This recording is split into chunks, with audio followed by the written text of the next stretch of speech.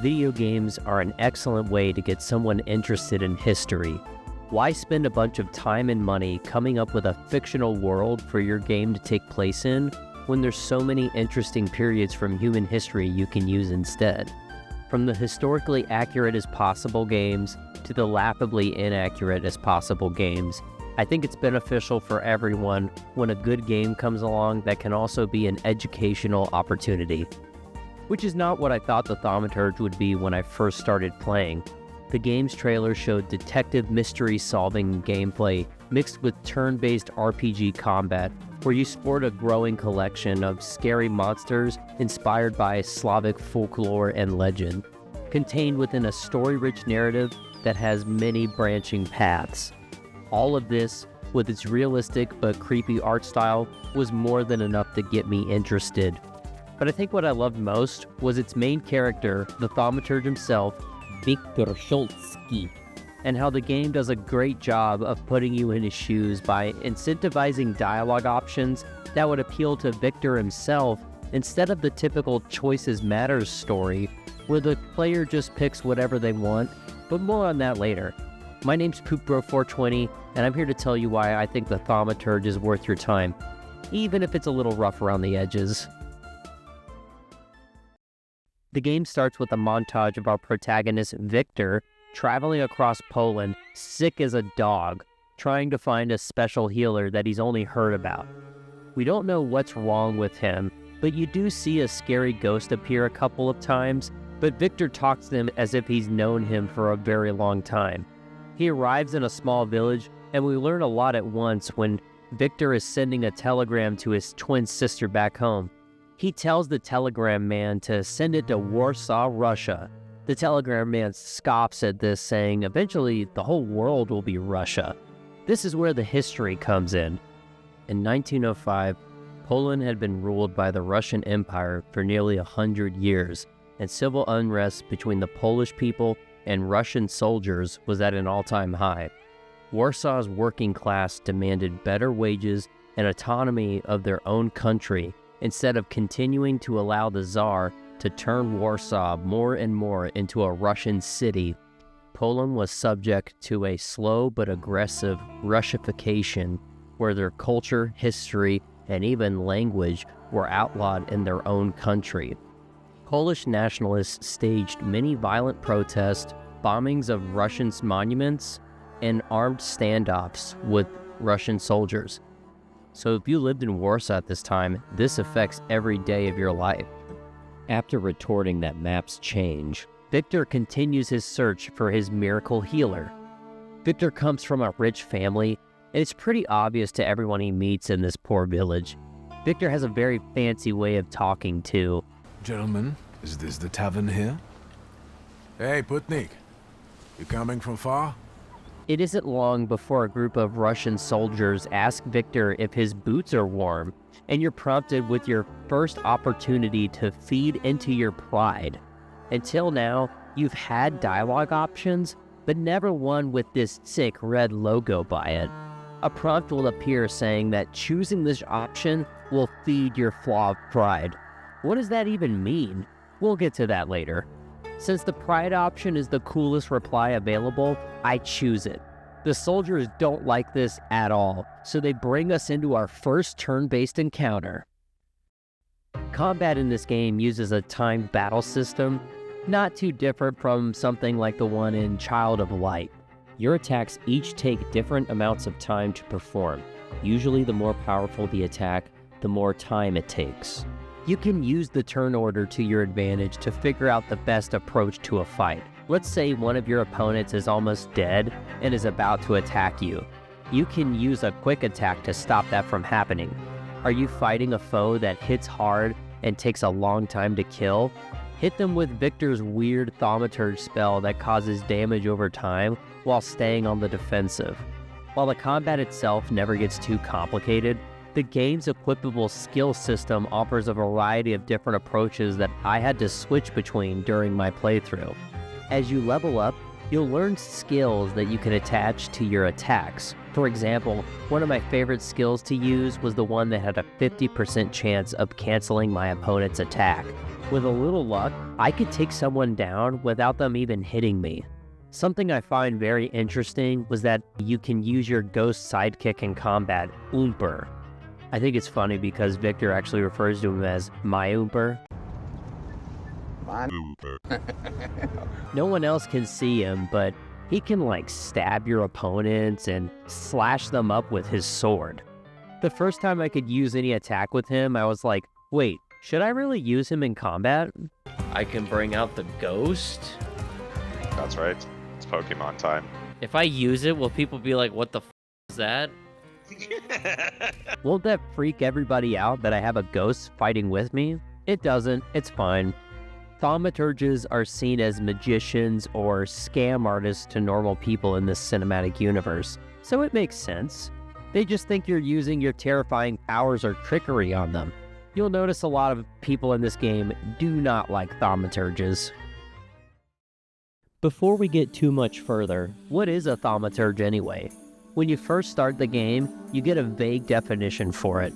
A thaumaturge is one able to discover secrets lingering in persons or places. They recognize flaws or stigmas imprinted on the human psyche and can bring them to the surface. Are they a doctor of the souls? It's impossible to fully name the essence of a thaumaturge without being born one. Basically, you can detect things that normal people cannot. Like, if you see a towel and there's a red hue around it, Victor can feel what was said around this towel, or, God forbid, what this towel was used for.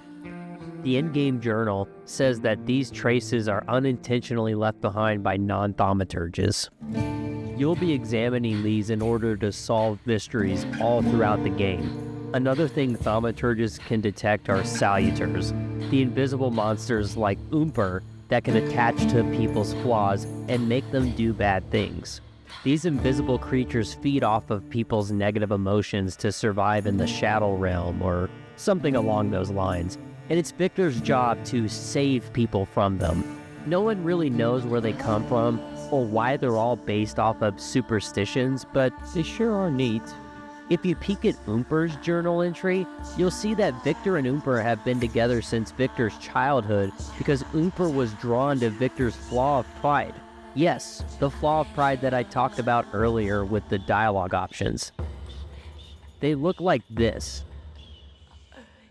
There are all kinds of different flaws that people can get attached to them, like audacity, fright, etc. After a traumatic event, people unknowingly carry flaws, and the more people feed into these flaws, the more attractive they become to salutors who will eventually attach to and control that person's emotions. I look at this as the game creating a world where superstitions are real and they survive off of people's insecurity. One of my favorite things about this game was how you're forced to address Victor's flaw of pride through dialogue options. Like I said before, you'll occasionally get options with a pride logo next to them. Not too long into the story, you'll even find options that have the pride logo, but Victor's pride level is too low and he can't select them. And they're usually the most fun sounding option. So now there's an incentive to pick dialogue options you might not pick otherwise. Oh, wait a minute. Is this really a good idea? You're feeding into your own flaw. I'm sure there's no consequences to that, right? It's not like all of the people that we meet in the game that have already drawn salutors to them fell into this exact same cycle, right? Anyway, after the fight, the soldiers run off, and someone who witnessed the whole thing tells you that you don't need to worry about being arrested or anything like that, because they're not going to report you. They'll be way too embarrassed to report that some spooky sick guy kicked their ass. I feel like fighting Victor would be pretty traumatic for anyone. But fair enough. Victor eventually finds his miracle healer, who happens to be named Grigory I'm gonna try that again. Grigory Yamovich Rasputin. I know I'm probably pronouncing that wrong. After some talk, Victor reveals to Rasputin that the reason he's sick is because he had tried to catch a wild salutor, but failed. and no normal doctor has been able to help him since this happened. After some begging, Rasputin attempts to heal Victor using hypnosis or something along those lines. Victor falls asleep and has a dream where he senses there is a wild salutor haunting this very village. When he wakes up, he realizes that he's no longer sick, and he's restored contact with Oomper.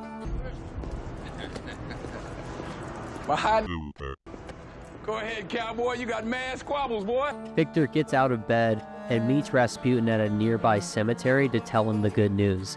While he's glad you feel better, Rasputin tells you to keep your joy down. People are here mourning the village elder who was murdered recently, but they don't know who did it. Ever since his death, people believe the town has been cursed by a Bukavak, a six-armed demonic creature that has a horrifying scream that people hear in the night. This monster also seems to be making everyone in the village naturally angrier all the time, and they're at each other's throats at this point. It's only a matter of time before the situation escalates into something that can't be fixed. Victor vows to save this village from the Bukavak by capturing it for his own purposes. Ooh, like it's a Pokemon? Victor gets a taste of this anger when he's wandering through town and stumbles across two people arguing over a dead goose. One guy says, "This man strangled my goose." The other one is like, "You're damn right I strangled that goose." And Victor's like, I need to get to the bottom of this. So he investigates the scene. Pressing the R2 button fires a creepy red cone around Victor that scans the area for Thaumaturge stuff. The detective gameplay is finally here, but my evidence is the evidence of emotions left behind by the horrible act performed on the goose's neck. I inch closer to the truth, but all of a sudden, oh wait, what? Conclusion added? That's it? Yes.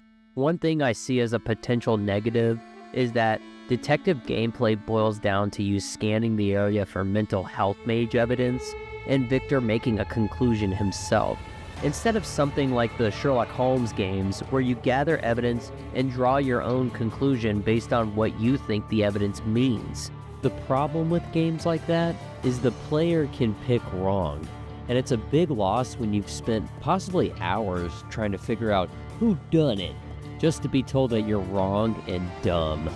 This game avoids that problem by giving you the answer, which can feel a little like you're just gathering evidence and handing it to somebody else, but keep in mind, traces are literally the intent of an action imprinted onto an object.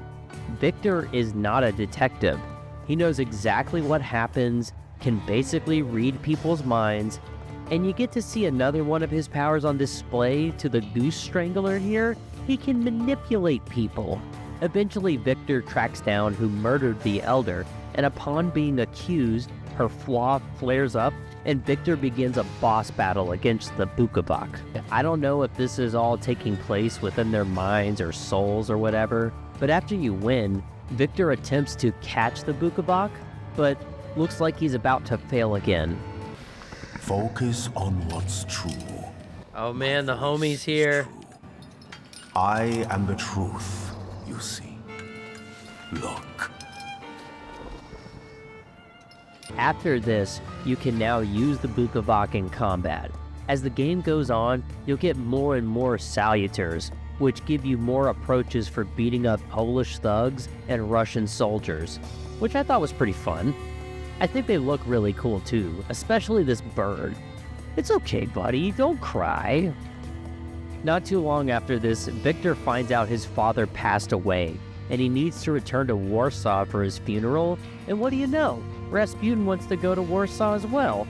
You do owe him a few favors now, seeing as he's helped you become a more powerful Thaumaturge. He also feels like he has a grander purpose there, and for whatever reason, he predicts Franz Ferdinand's death right there on the spot. Okay, wait a minute. Who is this Rasputin person?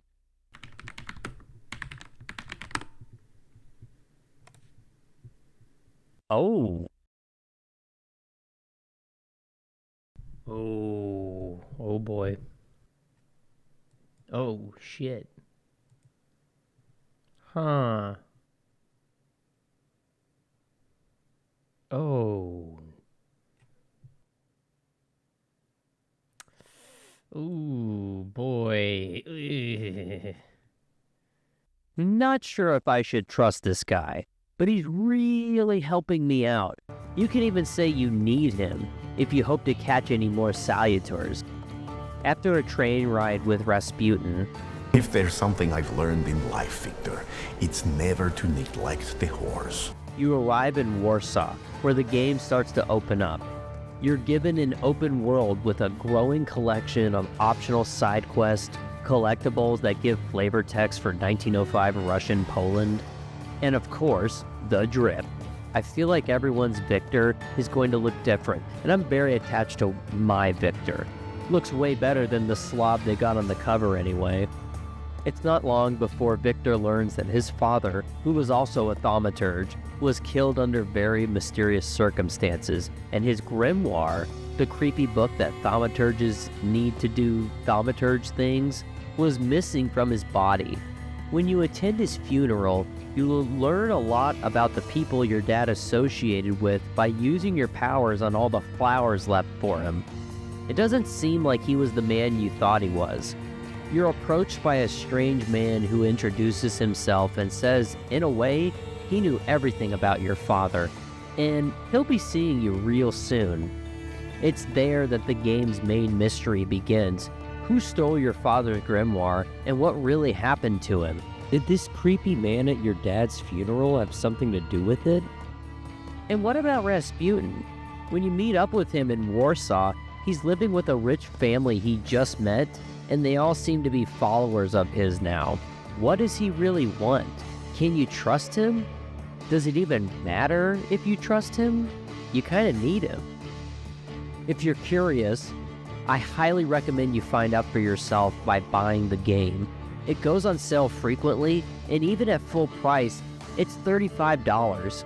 This video went over mainly the first chapter of the game because it serves as a great vertical slice for the gameplay loop, which is solving mysteries and getting more of these cool-ass monsters, which I don't want to spoil any more of, only because there's not that many of them. I spent about 25 hours on my playthrough, and that for me is the perfect length for a turn-based RPG these days. With every AAA game feeling the need to be at least 80 hours long and be full of mind-numbing mini-games to justify the $70 price tag, I will gladly pay half that price for a AA game that respects my time. All the optional quests in the Thaumaturge either give insight into characters close to Victor or the war-torn Polish world around him, while often giving Victor major advantages to his Thaumaturge powers, which helps in combat, and his ability to detect higher level traces that make better paths available in the main story. There are plenty of times in my playthrough where Victor could skip a lot of fetch questing by having a strong enough thaumaturge nose to detect when someone's lying to him. The narrative felt so alive to me, and everyone's playthrough is going to be slightly different because of this. While it's not perfect, the Thaumaturge is a game that offers a great narrative brought to life by a fantastic cast of characters that give the game a personality of its own that I loved more and more as I played the game. It doesn't overstay its welcome and has plenty of rewards for people trying to do everything optional. So what are you waiting for? Get your haunted grimoire with the belt clip ready. It's time to catch some Slavic Pokemon. Thanks for watching, and have a great day, my Oompers.